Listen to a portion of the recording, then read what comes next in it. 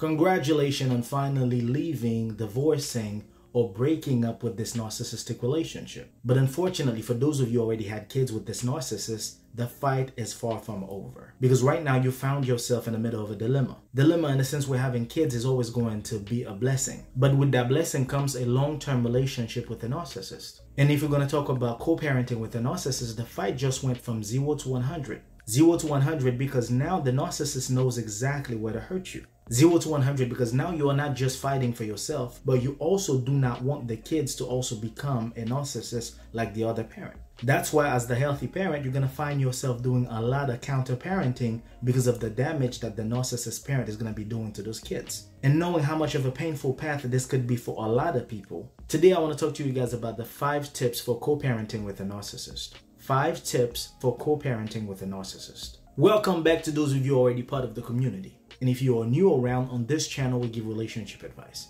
If this is something that you're into, be sure to subscribe to the channel and hit the notification bell because we've got a lot to talk about. The first tip is no contact. Whenever I say no contact, I'm talking about the gray rock method. The gray rock method involves communicating with specific when interacting with an abuser or with a narcissist. What I mean by that, you don't need to have any actual emotional connection with that person. You don't need to try to talk about anything else than what needs to be talked about. Football practice is coming. You already know that's his week. He comes to pick up the kids. That's it. You put everything in that email so he knows exactly what to expect. This is it. You do not respond to anything that does not go within the process of parenting. You do not respond or talk about anything that involves emotional connection. And the best way for you to do that is to not have phone call conversations, no text messages. The best way to do that, as a matter of fact, is to use emails. And the main reason why you do not want to have contact with that person, other than things that are associated with the kids, is because this is the same person who would use anything against you when it comes to hurt you or to present anything before a judge. So you do not want to play with that no contact process, because the main reason you're trying to not have contact with this person is because we are dealing with a narcissist. Anytime they realize they could do something emotionally speaking to you to provoke you, to get you to argue with them over the phone or over text, they could still use that to build a profile against you to take you down in front of a judge. So you do not want to have any contact with that person. Therefore, this relationship is already over. The only reason you're still talking with that person is because there's a child. The minute we are done talking about anything that's associated with our child, there is absolutely no connection. Because if there's one thing we know about a narcissist, they will provoke you to get a reaction out of you. And trust me, you don't have that kind of luxury. So from the 5 tips for co-parenting with a narcissist, no contact with the gray rock method is at the top of the list. The second tip is to record everything. Take note of every little details.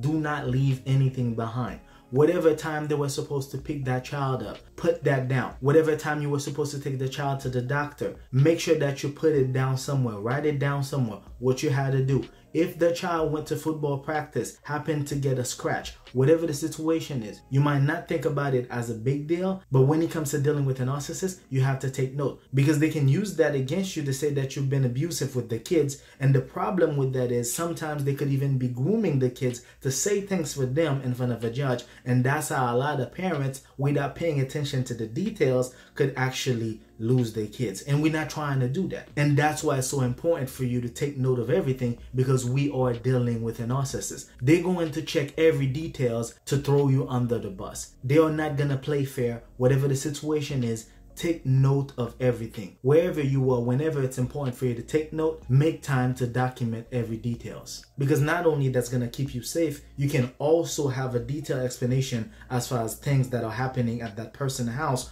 when it comes to them trying to accuse you of doing things they know they've already done. Another sign of gaslighting. Understand now they already realize that they've lost you. The only way they could hurt you is by using that child against you. And understand, like I said earlier, there's going to be a lot of grooming. You don't know what that person is going to be telling the kids. You don't know what they're going to be acting like in front of the kids to make them think that they are the better parent. So by you taking note of everything, by doing things you have to do, when it comes to showing facts, you're going to be able to show facts when they are needed. So from the 5 tips for co-parenting with a narcissist, taking note, recording everything, detailed documentation is at number 2. The third tip is to make sure that the law is involved. Do not get into the mindset that you could fix things with a narcissist. This is not the type of game we are playing here.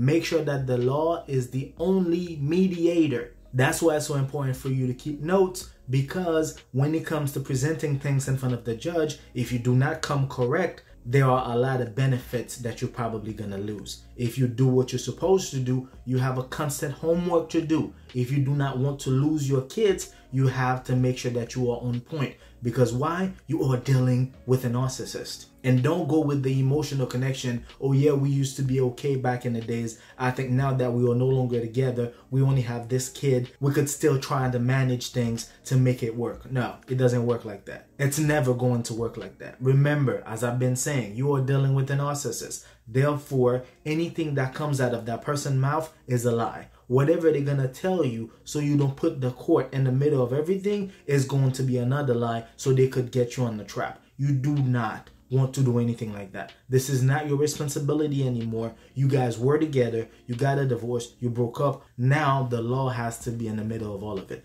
Make sure that the law is always the mediator, because if not, you're going to realize that this person at the beginning could start everything smoothly, and then at the end they start changing things, and there's absolutely nothing you could do about it. Specifically, if you already started doing things on your own, it's going to be difficult now to get the law involved, because now that you've already started things, the narcissist probably already started piling up a profile on you without you realizing it, and by the time you finally went to court, then you realize that you were the one at fault. You do not want to take this lightly. You are dealing with somebody whose main goal is to hurt you as much as they can. And if you do not want to get hurt to the point of losing your kids, you have to put the law in the middle of it. Make sure that the judge knows every decisions that you guys are making. Make sure everything is on paper. Make sure that everything is recorded, like I said, and make sure that you are only involved with that other parent. Do not get involved with friends that are associated with that narcissist. Do not get involved with family members, because those people, they are flying monkeys. What I mean by flying monkeys, those people are only going to support that narcissist despite his or her behavior. They do not care about you. They do not care about what you think. They do not care about what you want. They do not care about what's going to hurt you. They only care about taking that child away from you. And if you don't do the things that you're supposed to do, you're going to regret it to the fullest. So please, the only mediator has to be the law. The only process is that we are trying to co-parent or counter-parenting, since you are dealing with a narcissist, to understand there are kids or there's a child in the middle of this that you need to protect from this narcissist of a parent. So from the point you are no longer with that person, start checking your state guideline, things that are necessary for you to get the law involved, because you do not want to get anything done by yourself thinking that you could actually co-parent with a narcissist, because it's impossible. So from the 5 tips for co-parenting with a narcissist, having the law as the only mediator is at the 3rd place. For tip number 4, you must stay honest and give the child unconditional love. Why are we talking about that, knowing this is already your child? Understand now that you guys probably already living in a separate house. Understand that this person probably already have another relationship. Understand in most cases it's going to be a joint custody. What that means is sometimes it's going to be at your house, sometimes it's going to be at the other parent house. Which means, like I said earlier, you're going to be doing a lot of counter-parenting. You have to be honest with the child. Why? Because it's going to be a little bit difficult for the child to grasp what's really going on in order for them to understand who's actually the good parent. It's going to be a bit troubling for them to understand that, because the narcissist on their side, they're going to be doing things to trick the child into thinking that they are the better parent. They're probably going to be doing a lot of things when it comes to them buying them gifts, when it comes to them buying their emotions, when it comes to them acting like they are the cool parent, while you, on the other hand, could be doing exactly what a parent is supposed to be. And why am I saying to give the child unconditional love? Is because if there's one thing nobody can take away from you, is the true love for your child. If the child realizes that regardless of what happened between both houses, you always been honest, you always been giving them facts, you always been giving them that unconditional love, you always did everything in your power as a parent to sacrifice your life to provide for that kid, at some point while they are growing up, they're going to start to understand who was the actual problem in the relationship, and they're gonna start to distinguish the fake from the real. Because the one thing a lot of people might not be thinking, the same way that this narcissist could be deviating your mindset emotionally speaking, they could be doing the exact same thing for that child. The child could be confused, the child could be puzzled about things. So this is your job as the healthy parent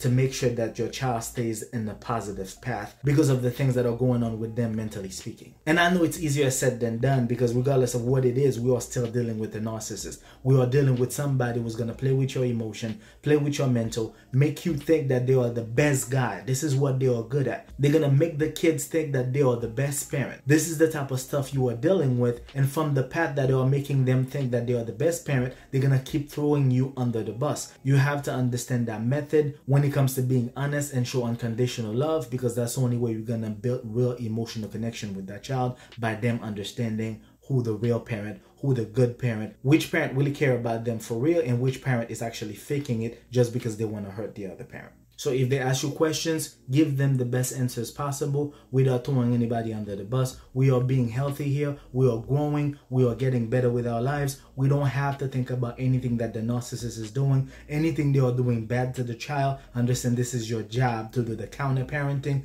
As far as understanding, the narcissist's job is to keep piling emotional and mental baggage in the child's head without realizing they are probably hurting that child more than they could possibly think. And that's your job right now, to make sure that you clean that up as the healthy parent. So keeping everything honest and keep providing that child with good unconditional love is very important for the child's mental, if you really want that child to grow up and to become something other than this narcissistic other parent. So from the 5 tips for co-parenting with a narcissist, staying honest while providing the kids with unconditional love is at number 4. And for number 5, we have setting up firm boundaries. Why do you need to set up firm boundaries? Not just for the narcissist, but also for yourself. Because regardless of what it is, understand this is somebody that you used to love. And by you co-parenting with that person, seeing the resemblance in your kids could actually bring a lot of memories. They could actually put you in your feelings to the point where you could let your guard down for a quick minute. But with the firm boundaries that you have to set for yourself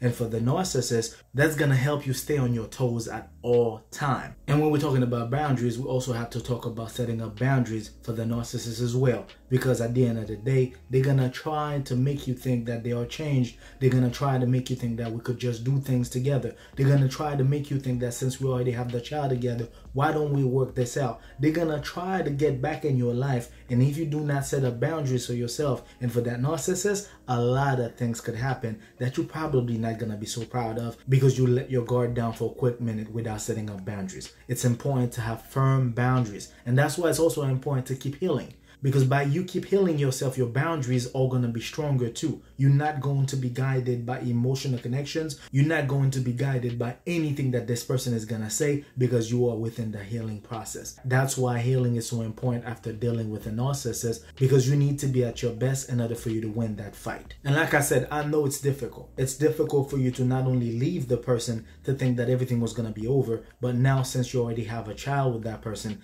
things are getting even crazier. And I know a lot of things are easier said than done, but by you practicing the motion, by you understanding how beneficial it is to follow those steps, you could actually win this fight. And at some point, you're going to find yourself helping others because you've already been through it all. On that note, I hope that you guys enjoyed the video. If I've missed something in the process, feel free to let me know in the comments below. Until then, take care of yourselves and each other. Peace.